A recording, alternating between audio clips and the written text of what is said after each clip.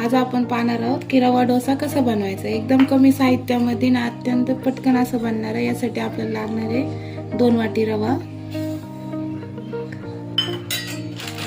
रवा एकदम असं बारीक घ्यायचा आणि हा कच्चा रवा आहे, आपण याला भाजलेला वगैरे काहीच नाहीये। आणि 2 कप रव्यासाठी आपण घेणार आहे 2 चमचे मैदा। आता तुम्ही जर मैदा अवेलेबल नसेल तुम्ही तांदळाचं पीठ वापरू शकता किंवा 2 बेसनही वापरू शकता। जे ऑप्शन तुम्हाला सुटेबल असेल ते वापरू शकता। आता आपण यामध्ये टाकणार आहे चवीनुसार मीठ।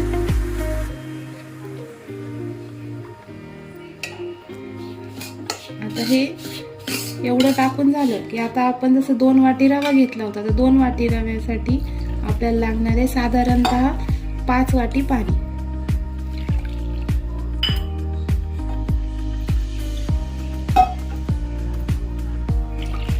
हे पाणी टाकताना तुम्ही आधी असं हळूहळू मिक्स करून घ्यायचं, जेणेकरून की ते एकदम पातळही झालं नाही पाहिजे आणि एकदम घट्ट तर अजिबातच नको, कारण आपल्याला डोसा बनवायचा आहे। घट्ट झालं ते व्यवस्थित तव्यावर स्प्रेड होणार नाही। हे बघा आता पाणी ते ओढून घेतं। आतापर्यंत आपण 2 वाट्या पाणी टाकलं याच्यात, तर आपण हळूहळू अजून 1 वाटी टाकायचं।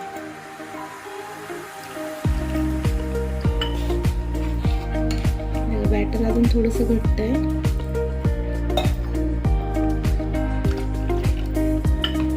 आपण याच्यामध्ये साधारणतः 4 वाट्या पाणी टाकतो। तर हे याची कन्सिस्टन्सी थोडीशी घट्ट आहे। तर आपल्याला डोसा बनवायला कसं थोडं पातळ हवं, तर आपल्याला टोटल लागेल 5 वाटी।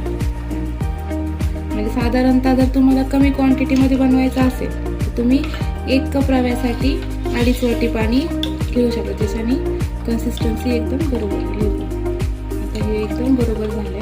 आता याच्यामध्ये आपण हा सिंपल डोशासाठी झाला, त्याच्यामध्ये थोडंसं तिखटपणा येण्यासाठी आपण टाकूया थोडीशी बारीक चिरलेली हिरवी मिरची आणि बारीक चिरलेली कोथिंबीर।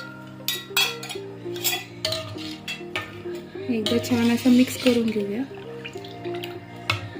कन्सिस्टन्सी पाहू शकता।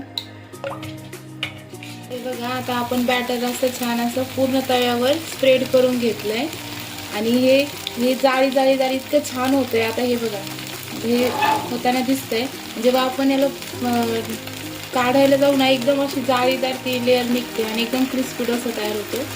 तर थोड्या 1-2 मिनिटं आपण त्याच्यावर होऊ देऊ। हे बघा आपला असा क्रिस्पी रवा डोसा तयार आहे, अगदी 5 मिनिटात आणि कमी साहित्यात होणारा आणि टेस्टी लागणारा। लहान मुले एकदम आवडीने खातील असा। तुम्ही नक्की ट्राय करून पहा।